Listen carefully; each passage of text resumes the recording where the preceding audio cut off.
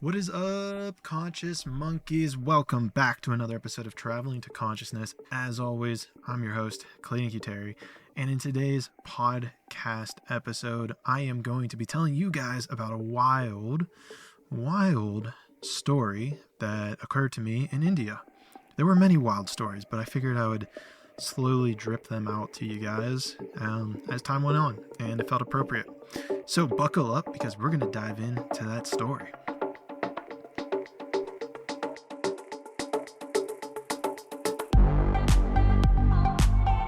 Traveling to Consciousness, exploring spiritual journeys to find answers in uncertainty. Alright, so hopefully you guys are ready for that story. Before we discuss that story, I am considering moving these to only being on Monday episodes. I'm not sure how that's going to fit yet. But just a lot of things have been piling up, and maybe that's an excuse, so maybe I should keep it on Thursdays. Maybe the Thursdays will just be special episodes. Let's see how that plays out, because I definitely want to keep getting you guys this knowledge, this information, because I've been getting a lot of feedback that it's been helpful. So I think that's amazing. And speaking of helpful, before we dive into this specific podcast, you're going to need to re-listen to, or at least listen to for the first time, the single conscious versus the multi-conscious podcast that I did. It was an Indigo knowledge podcast. It might have been a couple before this. Can't remember off the top of my head. My power went out, so I'm actually recording this in the dark, which gives it a little bit of an eerie vibe on my behalf. But in order to fully understand this podcast, I recommend you go listen to the multi-conscious versus the one conscious, because it's a very important idea, very important knowledge in order to understand this podcast. So, now that you're back, now that you've listened to that podcast, you have an idea of the different ways that people take birth, people form on this earth, that we have different, let's say, energy connection styles is the best way I could put it. So, this story starts on a day in the middle of southern India where there's a cool breeze in the air. And I'm doing a meditation with my guru, Amitabh. Very calming. I was very calm at this point. So calm. I remember it was like an hour meditation, unbelievable calmness. And we're relaxing, and he's saying, "You feel good?" I'm like, "Yeah." And I'm just enjoying the moment. There was a place of calmness that was so deep that I've never experienced before that I got to in this moment. Just enjoying it as if I've never experienced life before. It felt like truly experiencing life. And in walks a man and a woman. Maybe they were like early 20s, mid 20s. And they spoke no English. They came, they sat down in front of Amitabh, and I was sitting there beside them. And I think they just said hi. Of course, they were speaking in their local language, which is called Canada, which is obviously interesting because we have our own country called Canada, but yet here they are speaking a language called Canada. Anyhow, they say hi and then sit down, and Amitabh just turns to me and goes, "It's time for some testing," or some like a test. I was like, instantly got a little bit nervous. I was like, okay. And he tells me to grab this girl's hand. And I'm like, "What?" And he's like, "Yeah." And then he tells her in Canada, and she puts her hand out. And so I basically just kind of put my thumb in the palm of her hand and just sit there. And Amitabh goes, "What do you feel?" I'm like, "Okay." So I grab her hand. And I feel like these shock waves. Like, have you ever seen on one of those, I guess a heartbeat monitor could make sense, but like a sinusoidal wave. So like one of the ones that kind of just goes up and down, up and down. But hers was very chaotic. It was not like a smooth up and down. It was very rigid and excited. And I was like, okay, like she's really nervous. And then something happened. I can't exactly describe it, but wave, the chaotic wave, started forming a picture. Now my eyes are closed, so I'm seeing all this in my third eye, the astral realm, whatever you want to call it. And I'm seeing her as if she's Dorothy from like the Wizard of Oz. And she can go left or she can go right. She's at like a fork in the road. And left was this dark forest where there's like lightning going off in the background and a lot of fear and scaredness. But then off to the right was the palace of Oz. I forget what the town's called, but the castle, the Kingdom of Oz. And it's beautiful, and it's, you know, there's sunshine and rainbows and all the beautiful things. But her heart, and she knew, so wild, she knew, or I knew she knew, that the right way, that going to the right would be easier, would be what society wanted her to do, but going left was what she truly wanted to do, where her heart was. But it was scary and daunting, and it didn't feel right because of likely societal pressures, the images that we've been taught and trained for. And so I tell Amitabh that it basically feels like, I didn't put all that into words, but I basically said that it feels like she's caught between two decisions.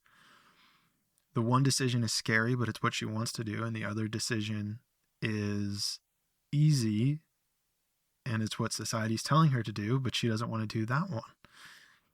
And so then Amitabh starts speaking in Canada and repeats exactly what I say. About halfway through, the energy in her hand just completely disappeared, as if she went completely calm.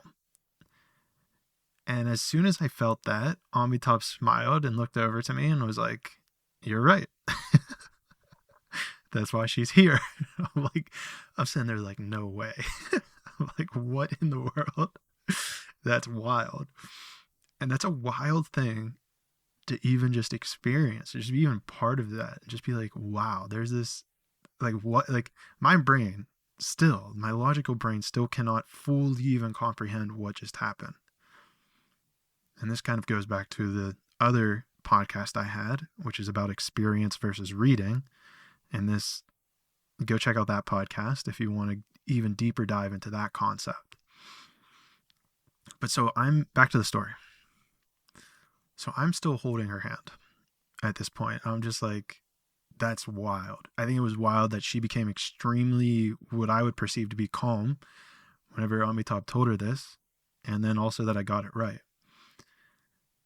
And then what proceeded got things even more interesting. I'm still holding her hand, and Amitabh starts talking to her in Canada. And now I can't obviously understand any of it. Maybe every 10th or 12th or 15th word is English, because there is a little bit of a blend. There's a lot of British influence in India. So every like 10th or 15th-ish word I can understand. So I have like a very vague idea of what they're talking about. And he starts saying more frequently, like one conscious and multi-conscious. And it was just before hearing these words that I started seeing in this image, right? This Dorothy Wizard of Oz imagery, that she was almost creating, or there was developing a path between those two paths, right? So imagine a fork in the road, and she was creating a path almost, or a path was appearing is probably a better way to word it, between the two roads. And the more that Amitabh spoke, the more that he talked about, whatever he was talking about, I assume it was briefly the one conscious, multi-conscious thing, the more that path opened up. And it became this combination of what her heart wanted to do and the beautiful city on the other side. And I'm just sitting there like, this is too crazy. Like, this is wild. And so then the path got completely created. And the moment that it got created, Amitabh turned to me and goes, "Did you understand?"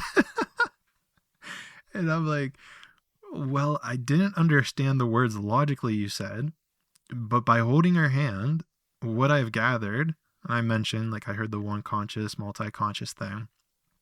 I was like, by what I gathered, you basically gave her another option. I put some more words in there, but, for privacy's sake, for her sake, I don't want to go into depth, because there was more context here. But I was basically just like, you gave her a third option, essentially. You told her a different way she could move forward, where she has the best of going either path. And he just sat there and smiled and started laughing. And then I started laughing. Oh my gosh. And then at which point I was just dumbfounded. I then let go of this young lady's hand and, kind of just sat there and listened, not understanding anything that I was speaking, because I was just enjoying, let's say, this present moment, that moment. And let me see here. I can't really speak to exactly what they discussed, but, I remember walking out of that room as they were continuing discussing, thinking, wow, like her energy, both their energy completely changed. And then flash forward, what was it? Maybe like a week later, they came back and they were so much happier. I was like, oh my gosh, like this is crazy. Like I could feel that they were happy. I think the man spoke a little bit of English, and I asked him, or the conversation somehow went in the direction of like, is everything going well? And he was like, oh yes, like the path, he said something to the effect of like, the path that Amitabh showed us made things more clear and easier, and we've been a lot happier ever since. And I was like, oh my gosh.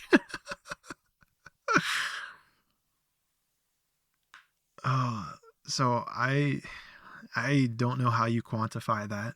I don't know how anybody who listens to this, maybe with a logical mind, would interpret something like this. I don't know how one can surmise that things like these are merely a figment of the imagination alone. But there's a lot that we don't understand about reality and nature and the world. So I guess at the least, keep an open mind. There's still a lot more for us to learn, for us to explore, for us to understand about ourselves. And the most important way I see that we can do this is to share this podcast episode. No, I'm kidding. No. The most important thing that we can do is just stay calm, stay present, stay focused, and enjoy. There's some of and I'll have to make a podcast episode about that. And maybe this is teeing up the next podcast episode, but about anxiety and stress. And there's times, usually events that we get triggered into that causes stress and anxiety. And I've noticed that the more that I've found myself learning to enjoy these reoccurring stress and anxiety moments, whether by laughing at them, whether by enjoying them, they disappeared. Those events have occurred, and I've been able to handle them with more grace, with more peace, with more energy. So maybe that's the tip of this podcast, is to utilize laughing. That's not really the tip of the podcast.